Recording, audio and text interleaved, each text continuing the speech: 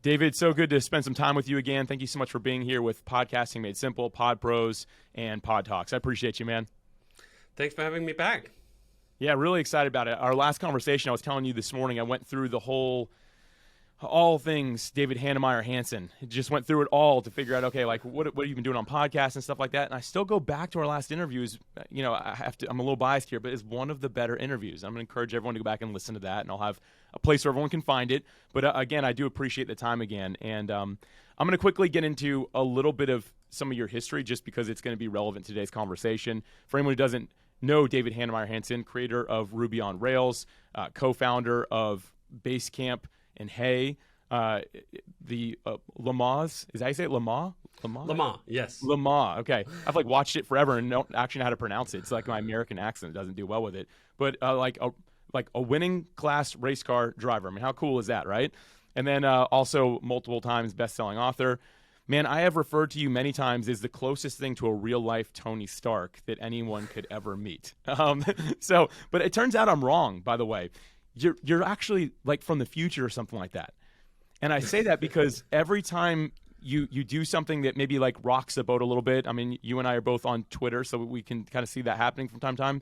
It's because you're actually years ahead of where the rest of us are going to be. A perfect example of this is you wrote the book called Remote, Office Not Required, back in 2013 is when I believe it was. I don't know if you remember that time, everybody, but we weren't ready for that message yet, but here we are. We live in that world now. So again, I just want to mention that because David, this conversation could go anywhere, I feel like. So my goal today is to make sure that we hone it in so it's very valuable for podcast guests and for podcast hosts because that is our audience. So I've got some ideas around that in a way that we can really make it valuable for them. But man, did I miss anything there that you wanted to share? No, that's great. I think the thing about living in the future, though, is that sometimes you're just too early, too. So it sounds like a universally good thing, but we've had a bunch of products, for example, Campfire Slack about a decade before Slack took off. And that was early, but it was too early. So it's a bit of a mixed blessing at times to be early to things, but it is satisfying when it pans out and the rest of the world comes around to how you've been viewing things for a long time. Oh, yeah. Like I said, I've been following you on social media and stuff, and I'm realizing you say something, I'm like, oh, man, that's interesting. That could work maybe in one world. And most people are just like, this is ridiculous. This would never happen. And a year later, everyone's like, oh, man, we were all wrong, right? So it's got some validation on that side of things. But, of course, yeah, there's also the products that you create or the softwares you create that you're like, oh, man, too soon. The world wasn't ready for it. But hopefully we can get a glimpse into what that future looks like for podcasting as well today. So the first thing I want to mention is a lot of what I'll pull from here is what I consider to be your most impactful book, which was titled, It Doesn't Have to Be Crazy at Work.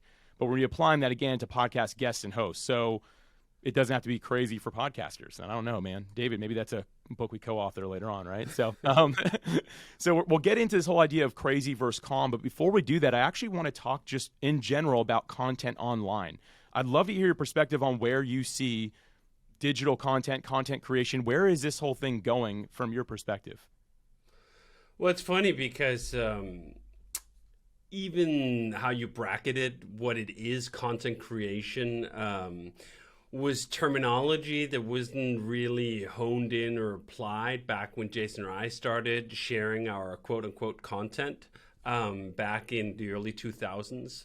37 Signals, the company behind Basecamp and Hey, is from 1999.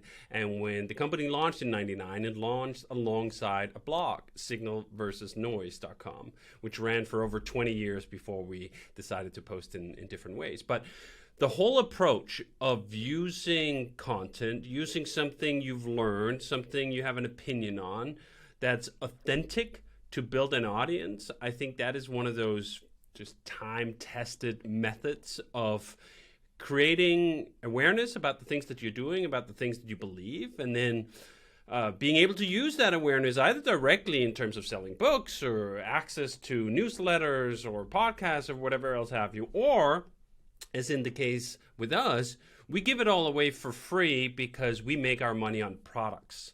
And that's really been our marketing strategy, if you will, even though it was never a strategy where we sat down and decided, oh, we should do this because it'd be great for whatever, the marketing metrics.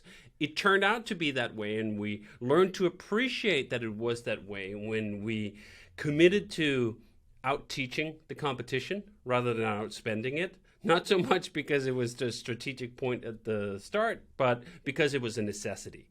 37 Signals is a bootstrap company. We've built Basecamp, our product management tool, and hey, our email platform, entirely bootstrapped. No investors showed up to give us millions of dollars. And for us to build a market for those two products required us to lean on the things we could do when we didn't have capital. And that was sharing our perspective, sharing our thoughts, sharing our software, sharing our methodology, sharing everything we know and learned as soon as we knew or learned it. That's the other thing I find sort of interesting when I look back upon the journey. When we launched Basecamp all the way back in 2004, I believe it was either late 2004 or early 2005, we did a whole seminar called The Building of Basecamp, which was kind of just an early preview of everything we thought we'd learned building a SaaS company well before the term SaaS was even coined. And sharing that, treating that as a secondary revenue source, but also as a way of honing and perfecting the content. Much of that content that later became a book called Getting Real, which was the first thing we self-published in 2006. And then many of those topics went into our New York Times bestseller Rework in 2010. And continues to be these planks that we talk about on our own podcast, that I go on a ton of different podcasts to talk about, because many of the topics are evergreens. How should we spend our time? How should we build a company? How should we hire? How should we fire? How should we design new features? How should we do all of these things? These are themes that we've been talking about and thinking about for well over 20 years. And it's a pleasure to do, I think, in addition to being something that works when it's authentic and it's real and it has meat on it. I think one of the things that I've sometimes looked upon with some dismay is when this whole approach of using content as a marketing strategy, content marketing, gets turned into a tactic, it very quickly becomes inauthentic. It becomes info junk. It is like, hey, here's the 7 reasons why you become successful or whatever else. That people just pull together, not from their own experience, not with any novel insights, but just as a compilation or a distillation, a junk food version of all the other stuff you've heard a million times before out there. And that's why I have some ambivalence around that term, content marketing, and content in general, even as a bucket of things. I sort of don't really like it, calling it content in that way, because I like to think about it as sharing lessons that I've learned, techniques that we've developed, insights and perspectives on things that are novel and interesting. Not that it all is. I mean, I write on my own personal blog on Hey World almost every day when I'm in a good streak. Not all of that is going to be like golden. And I also speak on a bunch of different podcasts, including our own, the Rework podcast, where we sometimes record twice a week. Not all of it is going to be wonderful either. But if you keep doing it, and I've probably written, 5,000 blog posts over the years, and I've probably appeared on 300 podcasts, eventually some of it is going to distill down to something that really hits. I like to believe. Maybe that's not a guarantee, but it is certainly higher odds of that becoming so if you practice and tune and perfect it. Much the same way as I like to think of stand-up comedians. No stand-up comedian can just sit down and write an hour-long special, and that's all golden, amazing jokes. No, they have to try a ton of material. They have to try 10 hours of material to come up sometimes with just 15 minutes of golden nuggets. So that's kind of how we think about it. That's kind of the approach that I've had over the years to do it. But I think what's been interesting over that long period of time is, like, I've been writing for the internet for 25 years. I've had a blog since the 90s. So that stayed really stable and the same. But podcasting, as a percentage of the time I spent sharing my ideas, has grown just enormously, which is really funny to see. We talked for a brief moment here about being early. I remember when Audio, one of the first podcasting services, whatever, premiered back in 2005 from Ev Williams, the creator blogger.com. And it was too early. Podcasting just wasn't ready yet. And then, boom, you fast forward, 10 years, and suddenly it's something everyone picks up, and you just see it grow bigger and bigger and bigger to the point where, I mean, the joke is that everyone and their dog today has a podcast, which to me is a wonderful expression of the ethos of the internet, that we all have the capacity to share our voice. We don't have to ask anyone for permission. There's not like a podcasting publisher you have to go through to be able to put your material out there. It's just the internet using open platforms and protocols. And hey, if you're interesting, if you're good, if you stick with it, you can have a great show. That's so great, David. You know, you said a few things here I want to highlight. First off, out teaching the competition. Whether you're a guest or host, give it all away. I think that's a beautiful thing to be able to do. And then you also mentioned sharing what you learn as soon as you learn it. You actually mentioned that a second time as well, just sharing the lessons that you've learned along the way. And they're not all going to be gold, right? But there is going to be something for somebody in almost everything you share, or you wouldn't take the time to share it. It's going to be something that can help and serve somebody else. And at the end of the day, I love the analogy you gave of the stand-up comedian. Like you don't just say, all right, here's my full hour program. No, it is thousands of hours of being on stages. Okay, that joke landed and the other 30 didn't. Okay, that joke landed and the other 28 didn't, 27, 20, right? Eventually putting enough together. It's about getting those reps. And I think that's so important for everyone to understand. The future of content is just us being more human and sharing our experience with others. So I love that you shared that, David. It brings me straight into another question here that I really want to make sure we get into. Every day right now online, there are new tools, new products, new AIs, new everything for podcast hosts and podcast guests. Like now it's on both sides of the mic. For a while it was just podcast host, but now there's all these things just arising for the guest side as well. Shiny object syndrome is a real thing. What are your thoughts on having some sort of balance with what we should be looking at and what we shouldn't be looking at? Yeah, I think it's particularly right now around AI. It's such a novel domain. It's popped up and expanded so incredibly quickly, probably quicker than any other domain I can remember looking at. I mean, you can take a format like podcasting, for example. How long did it take from like the early podcasts in, I think 2001 the term was coined, or 2002? Yeah, and then it officially came out in 2004. So yeah, it was like 2001 right. or 2. It was announced on a blog post, and then 2004 officially out for all of us to use. Yes. And like for that to roll out and become something, like that was a very long process.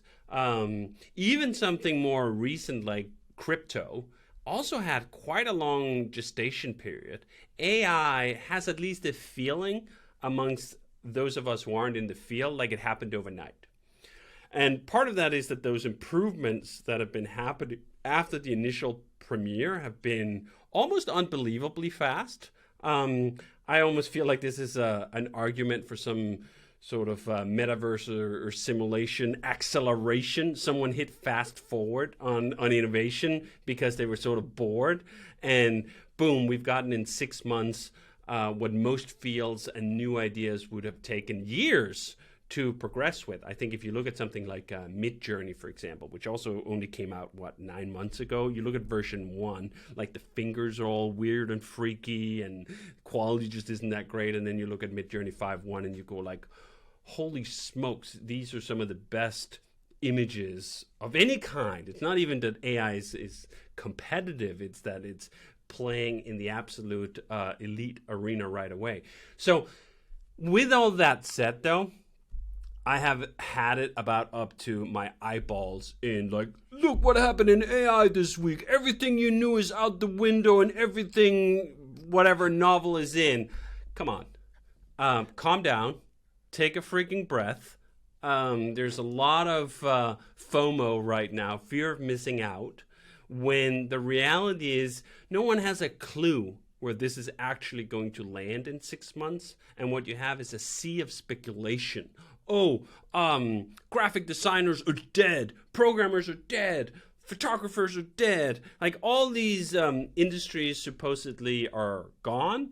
And I'm not saying there won't be some upheaval, but maybe we're just like a little early to declare what the final picture of all this is going to look at. And I do think, actually, I mean, I have ChatGPT in a pinned tab, and I have used it like this week a few times in some of my programming work. But for example, some of the use cases that some folks have been really excited about has been like, oh, ChatGPT can write my emails and it can read my emails. Well, there's something odd in that conflation. It is, if you need a piece of AI to write your emails, you're probably just being too verbose because there's sitting someone on the other side asking that same AI to summarize all the you made an AI write, so that their AI can decode it into the bullet points that they're actually just interested in reading. What if you just skipped the AI to AI nonsense and just started writing better, writing shorter? I would say at this point, a good quarter of all the email replies that I send is a single emoji. Like thumbs up. Yep, good. Let's go. So I have a little bit of ambivalence with the whole AI advancement, but I'm also excited, especially on the image side, I'd say. On the text side, which is what's gotten a lot of attention, I don't know. I haven't seen a ton of truly great writing. I've seen a lot of hallucination. I've seen a lot of other aspects of AI that doesn't feel quite ready yet, but like generative fill in Photoshop, yeah, that's just pure magic. Where I've used it myself on the audio side, though, is also pretty neat. I've been using, I think it's called Descript, the new tool for that I've been using for making sort of video tutorials. And what I really love about Descript is it's a way for me to record a video. Like I did a video for a new software tool we've been building called Mersk to do some deployment for our applications. And in the past, I'd actually say the last time I did this was a few years ago. We put out another software tool, something called Hotwire, and I wanted to make a 15-minute video about it. And I could not find a way to create that 15-minute video in a way that felt right without doing it in a single take.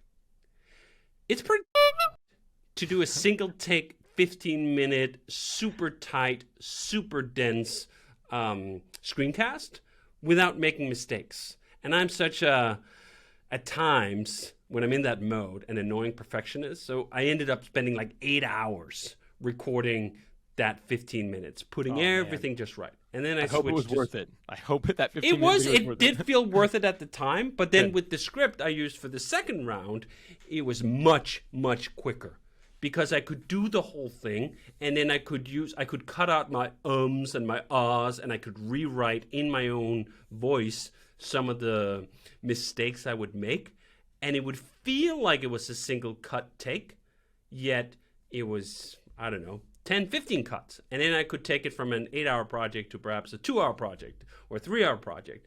That felt like, oh yeah, this is really advancing. And it's allowing ourselves to be better. In ways it kind of feels like a little bit like auto-tune for podcasting. A little bit, yeah. I can see that. Or Instagram filters, right? Where we all sound perfect all the time, which perhaps isn't always great either. So I also enjoy the polar opposite of that, which is just a single take. It has all the ums and the ahs, and that gives it some authenticity as well. I'm not sure exactly where we're going to land, but that's been some of my explorations into this space. Very cool. The only thing we're removing from this, by the way, I don't do a lot of editing, just your curse words. That's the only thing that's going away. E for everyone, not for explicit. You said a couple things here I want to highlight on, because going back to the original question about, like, should we be using more tools and exploring them all the time? And I find that this just gets us into this hustle mode of like, ooh, this is out. Like, I'll use two somewhat recent examples. One, TikTok came out. Got to be on TikTok if you want to be a podcaster. And the next thing was YouTube. You got to have your podcast on YouTube if you want to be a podcaster. But the truth is, the only thing you have to do to be a podcaster on either side of the mic is record podcast episodes and let them get released. Like, that's the only requirement. And you talked about FOMO, but I've also heard you talk about JOMO, joy of missing out. And I think that in many ways, we have to sit back and say, you know what? it's okay to let someone figure out this whole AI thing, and I'll just come in later when it's been figured out and spend 15 minutes instead of the next 2 months trying to figure out how to make it work. Do you agree with that notion at all? Because I know that I'm sure every day new tools are coming your way that people want you to look at, or like, wow, look what this did, look what that did. How do you shift from FOMO to JOMO, I guess is the best way to say this? Absolutely. Well, I do it intentionally by accepting the fact that I'm not an early adopter, which perhaps sounds a little strange in the context of some of the earlier things we talked about being early. But the things I'm early on, someone else, many other people were way earlier on. I don't want to be first. First is hard. First means clearing the path. I don't mind being sort of in the trail of that. In the second expedition, there's sort of the bell curve of adoption talks about the pragmatists. I'm probably more into pragmatists, not in the early adopter phase on a lot of things, not everything, but on a lot of things.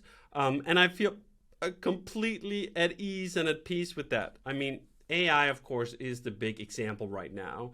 And we had a conversation internally at 37 Signals about, like, should we just rush to get some AI features into Basecamp? Like, maybe Basecamp could, like, prepare a message post for you, or it could get a to-do list going.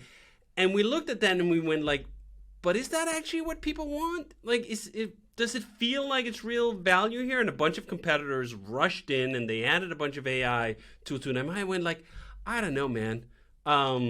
I don't want to read the kind of verbose often that AI, you can bleep that word, puts out. And why would we want to make tools that is sort of early on that when we haven't really figured out what the value is? Totally on board with the JOMO, the joy of missing out, sitting back, relaxing, and not just freaking out. There's so many people like, if I don't learn all the AI like this minute, I'm going to be behind the curve. What are you talking about? The whole point of why people are excited about AI is that it's a completely conversational prompt language. You're using literally English. And yeah, there's a few tips and tricks here, but it's not like you need a PhD get started on it to do any AI stuff. So if you just sit on the sidelines and wait until this stuff gets a little more approachable, you're going to be spending your time better, unless you're like, AI, that's what I want to do. Like, that's my field. Okay, fine. Be a pioneer. Pick up a shovel. Be the first in line. Most people don't fall into that category. This is really good, man. I hope that everyone takes this to heart, because for me, when I shifted away from this whole idea of I've got to try all these new tools, these shiny objects, and now I'm not the early adopter at all. Like, I have a list of things I'm looking for, and when I see them, I know, okay, that's what I've been looking for. I've been waiting for that. Here it is. I'll grab it. But it's so freeing. Like, I'm much more relaxed, and so I'm glad you shared that. One side note here, by the way, David, I've gotten an emoji response from you. It's just a thumbs up, which I really know means love you, bro. I'm so proud of you. That's how I read it, at least. So I guess it's up for however we want to articulate it. But that's exactly that's the beauty of emoji, right? Like, it's an open story for anyone to put their hopes, dreams, and aspirations into, which is a wonderful way to communicate a lot of the time. I love it. So moving on here, because I have a few more questions. I know we've already taken up quite a bit of time here, but I want to talk about this notion of having no goal, which in some ways I've heard you write about, I've heard you talk about it. As podcast guests and hosts, should we have no goal when we're coming into this area that we're at right now? I think the problem with goals is that if you don't meet them, you feel crap about yourself. Oh, I set my goal. I'm going to have 1,000 listeners within a month.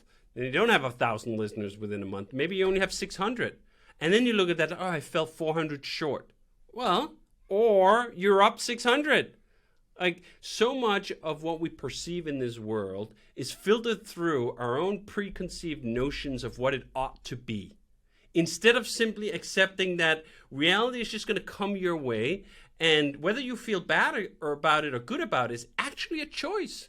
You can choose to look, wow, amazing. I got 600 listeners to my show, rather than going, oh man, I missed my target of 1,000.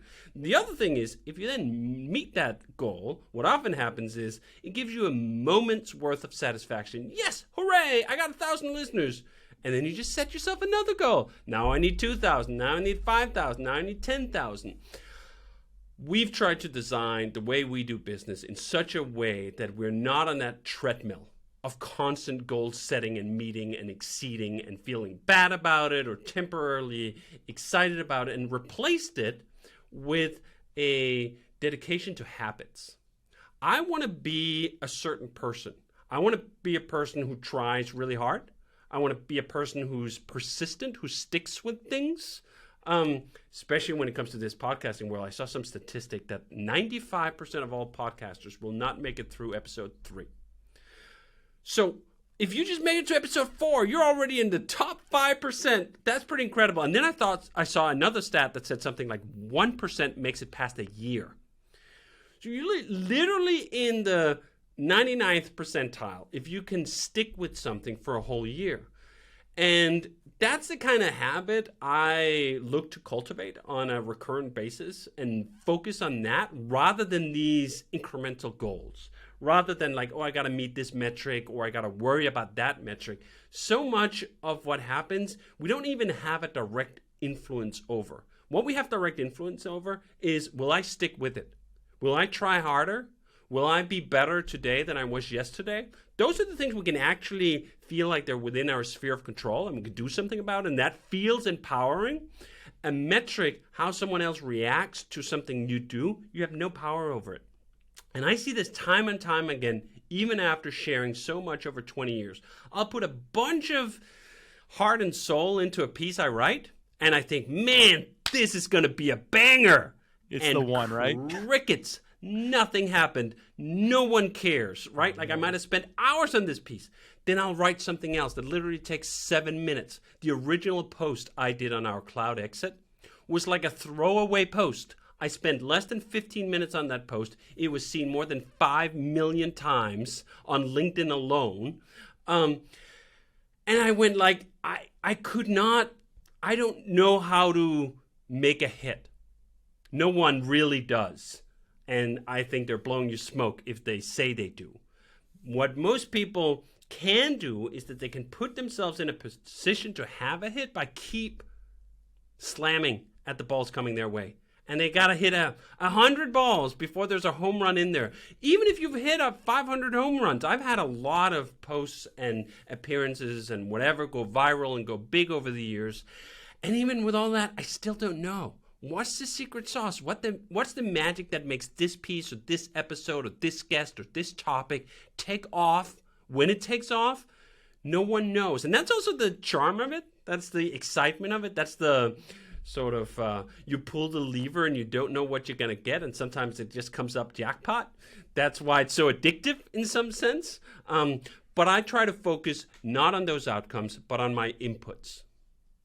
Man, I love what you just said at the end there. The way I put this internally and with our team is we don't set outcome-based goals. So our goal isn't to have 50,000 people listen to each podcast episode. Our goal is by the end of this year to reach, I can't remember the exact number, 200 and some odd episodes, which is one a week.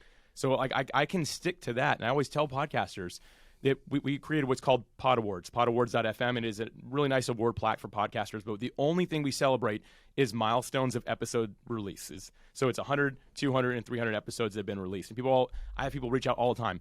I got 70 episodes right now, but I've got 4 million downloads. I think I qualify. I'm like, come back to me, hit 30 more episodes. And the crazy thing is, a lot of them don't make it. They have all those downloads, but they just can't keep up with it. I'd rather celebrate the non-outcome-based goal, and I love that you're sharing that as well. It takes a lot of pressure off of saying, I need more downloads. Instead, saying, and everyone who's ever listened to me has heard me say this, do for one what you wish you could do for all. Seek to serve one person and just keep on going, and eventually it'll grow. And also, you'll start get some real traction because you've just stayed consistent for so long, and that's what people are looking for at the end of the day. So, David, I appreciate your thoughts on that. I want to move on here because I think it really flows well with this. I want to talk about being effective instead of productive, like the difference between the two. Because if there's one thing I've noticed, podcast guests, podcast hosts, whether they have a business with it or not, no reason they're doing it, almost everyone I talk to is stressed out, is dealing with anxiety, is just up to their limit right now. And they've got so much to show for it, but is it worth it? I just want to turn it over to you and kind of give you some free reign here because I know you have thoughts on this topic.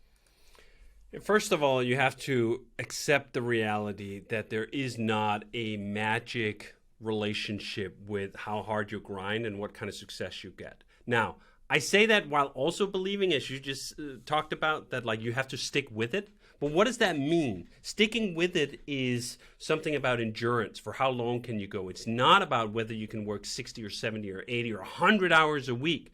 I think that is a recipe for most people to burn out miserably. I know very few individuals, Gary Vee aside, who can keep that kind of mad hustler grind up for a duration and not end up in bits and pieces. And we've never done it.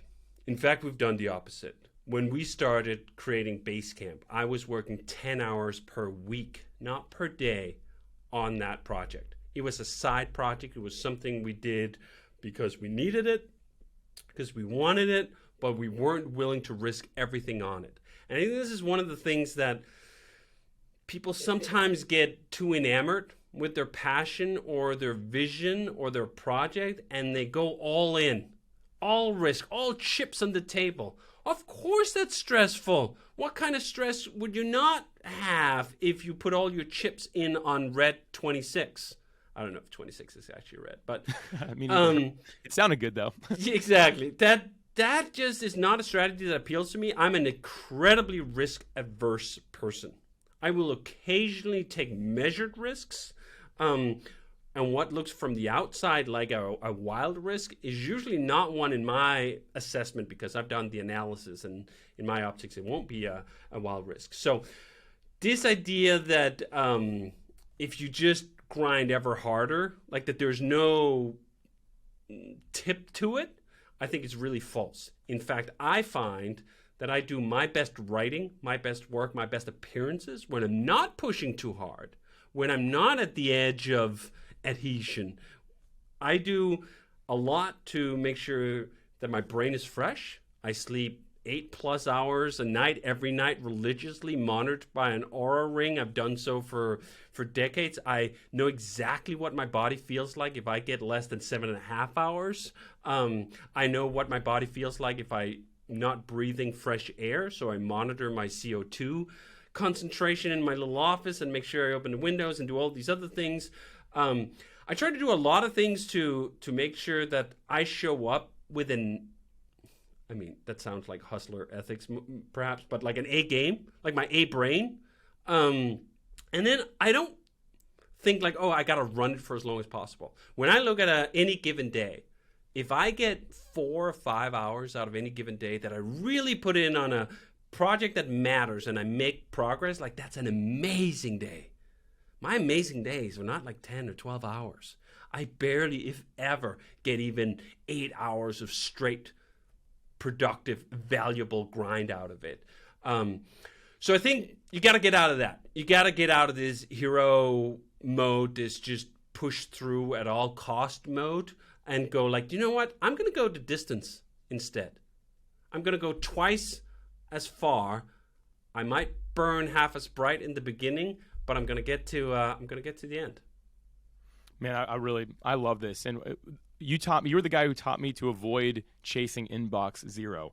When we had our last conversation, I was like, man, I'm that guy that he's just talking about, because it never stops. And I was the person who was checking my email 20 or more times a day. I started logging how many times I was actually going to my inbox. I'm like, oh my gosh. So now I just check it twice a day. And really I'm getting more work done by not doing that. One of the big things I see in podcasting, I want to get your thought on, because I'm not even really sure how to handle this. This is a bit of coaching for Alex real quick, David. So hi, everybody. Hope you're all doing well being here with us. But meetings, collaboration calls, partnership calls, virtual coffees, all these things. I have to say no. But how do I say no without offending people? Because people get so upset when you tell them no. And maybe I shouldn't care. I don't know. I'm not going to try to give myself the advice. But I know that I'm not the only podcaster in that space. Again, guest and host. Everyone's just default is, let's get a virtual copy. Let's see if we can partner. Let's see if we can collaborate. How do you manage something like that? So a couple of answers here. One is I have 2 seasons. I have the season of no, and I have the season of yes. I mostly run in the season of no.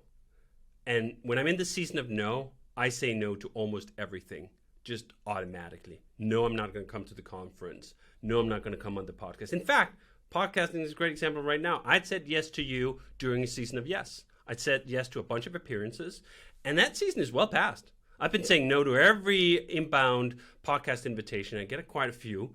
And I've just said, like, hey, reach back out in September. I'm in a season of no. I'm just not going to entertain that. And I find that at times is an easier way for people to accept a no, is that it's a not right now. And I leave it open that, like, hey, do you know what? 6 months from now might be it. I've also had people reach out like, hey, I just started my podcast. Would you be my first guest? And I'm like, no, I won't. I'm sorry, but like, I can't be on everything. And for me to get the things and the themes that I care about out to people, I have to ration my appearances in such a way that I'll show either on people I already know and have a connection with, or on podcasts that just have some amount of traction. And then the answer is like, awesome, you started a podcast. Please invite me for episode 100. And then, of course, you know that episode 100, I don't know what that percentile is, but it's probably 0.01 who makes it to episode 100. So it's a pretty safe promise to make. And it's not even a promise. It is I'll entertain it again if you make it all that far. And, of course, most people don't. So that's a good filter to go through. But then part of it is just don't feel bad about it. I mean, my first filter is I use hey.com, obviously, for all my email. When I get inbound stuff, unless it's written to me in a way where I can sense someone actually took the time to figure out what I'm about, what they wanted out of it, they don't even make it to my inbox. They go straight into my screener, this feature of Hey, and I just tap no. You don't owe the world a reply. You just don't. Particularly when it's not a proportionate level of investment. I get all these outreaches exactly from people who, I don't want to say spam, because that's not quite right, but it's like halfway in between spam and ham. Like, it is like someone, whatever, put me on some list and I got some 80% boilerplate outreach. I'm like, sorry, dude, don't have time for 80% boilerplate. If you want to write me 100% genuine, hey, I want to talk to you thing, all right, I'll write you back. Otherwise, I have no guilt about pushing no. And then the great thing in Hey is that you don't see any of the follow-ups. That's where a lot of the guilt often comes in, or at least it did for me when I was still using Gmail. Someone would send me something and I'd just leave it in the inbox, because that was the way I don't, like, how do I say no to this person? And I'd leave it in the inbox for like 2 weeks and then they'd follow up. Like, hey, I don't know if there was a busy time before, I'm just catching up again, whatever, right? And now I really felt guilted into replying because the person is following up. I never see that in Hey. It just goes into no. The screener takes care of it. That person I won't hear from again. So that's a way of doing it, using different tactics such that a minority of things come in. And then me going like, do you know what? I love Derek Sivers' take here. I don't say yes to meh, to maybe. It's either hell yeah or no. Oh yeah, that sounds like a great podcast. That sounds like a great host. Sounds like a great topic. I'd love to talk about that for 30 minutes or an hour. Or it's like, I don't know, I guess maybe. No. Man, that's so good. Thank you. There's a lot of wisdom there that's actually very helpful for me, because I tend to be the guy, and many of the people watching and listening probably feel the same way. Hopefully I'm not alone, where you kind of feel guilty. We're like, oh man, someone clearly put time in this, but like, what am I can't give everyone 20 minutes of my time today because that's over 28 hours and there's only 24 in the day, right? Like, so you have to start making. I'm even harsher. For me, you? It's not about the time; it's the attention. I don't have 8 hours of attention in a given workday. I have way less, and you will splinter it. If I give someone 30 minutes or 20 minutes, or what I've gotten, the most preposterous outreaches I get is, I just need 5 minutes. But you can't say anything worth anything in 5 minutes. That is not a thing. That is a bait and switch. We will not have a 5-minute conversation. We'll have a 30-minute conversation. And you tried to get me to have that by saying it was 5, and it wasn't. So, even so, though, this idea that like I have something on my calendar that dramatically reduces the efficiency of that day. The value of a day with an empty calendar is 10x the value of a day with 3 20-minute engagements on it. Even though those 3 times 20 minutes is only an hour and there should be 7 left, that's not how it works. Time doesn't yield in that way. It gets exponentially more valuable the more contiguous it is. Man, that's amazing. I love that. So as we get to the end of our time here, I want to talk to you about one more thing, and this is kind of just some final thoughts here that you can share on this idea of choosing calm. Internally, the way that I've done this is we literally, the team, anytime something feels like it has pressure, somebody, not even me, will say, hey, remember, we have a culture of calm. And whenever I'm talking to another podcasting company that's apologizing for an outage they had, I always respond the same way. I said, no worries at all. We work in podcasting where nothing is ever urgent because no one's going to die if our content comes out or not, right? Like, it's just the fact of it. And some people are like, some of the company's owners, they'll reach out and be like, wow, that was so helpful for me today. You're one of the guys who has just led the way with this idea of having calm be in your work or in your podcast or in your podcast guesting. Can you just quickly give us some inspiration on this before we end our time? Yeah. First, I think you premised it well. Calm is a choice, and lots of people do not make that choice. They choose ASAP. They're always in the now moment, regardless of what the underlying issue is, and that is simply a disease. ASAP-ism is a disease. This idea that everything has to be done right now, rush, go, is a disease, and you can cure yourself through a change of perspective. I found that the best way to stick with that change of perspective, sometimes you can internalize, oh yeah, I want to be a calm company, and then 5 minutes later something comes in and your head is on fire again. Like, it's actually difficult to build up a habit of thinking, just as same way it is difficult to build up a habit of exercising or anything else. The philosophy of Stoicism has been incredible for me in terms of really cementing and anchoring this notion that there's enough time if I just spend it well. And the emphasis is really on spending it well. And I can't spend it well if I'm running around like a headless chicken, constantly chasing everything as though it's an emergency. Like, I help run a company of almost 80 people. We serve well over 100,000 customers, millions of users. You'd think in that environment, there's a bunch of things that are truly urgent. Yeah, there is. About like 5 every year. 5 things every year are like, wow, this is really critical. It's got to happen right now. The servers are down, whatever. Yet that's a complete choice. I know plenty of entrepreneurs who have a small slice of what I have on my plate in terms of obligations, and they're constantly running around sweating. So it is really that mental shift. I'd encourage anyone to dip into Stoic philosophy for inspiration on how to deal with that. The book I always recommend is The Manual by Epictetus. It's like the espresso version of Stoicism. You can read it in 40 minutes. And if that opens your eyes, you can carry on with like On the Shortness of Life by Seneca or the Meditations by Marcus Aurelius. And then at least you have some timely weight to it, right? Sometimes I think we're like, I don't know, can I commit to being calm? Can I commit to being stress-free? If you read of someone who was literally the emperor of Rome 2,500 years ago, and you're like, if that person with like, I don't know, the barbarians coming down from the north, the internal strife, were somehow able to find serenity in his head, I mean, my troubles seem quite quaint in comparison. Man, that's good. You know, something that I've heard you say that I want to end with here is you say calm means getting comfortable with enough. And I think that that's such a true thing. And David, I just really appreciate your wisdom you shared with us and being here today. Thank you for saying yes to my podcast, being one of the few that you accepted. So thanks again for being here, man. I really appreciate you. My pleasure. Thanks for having me on.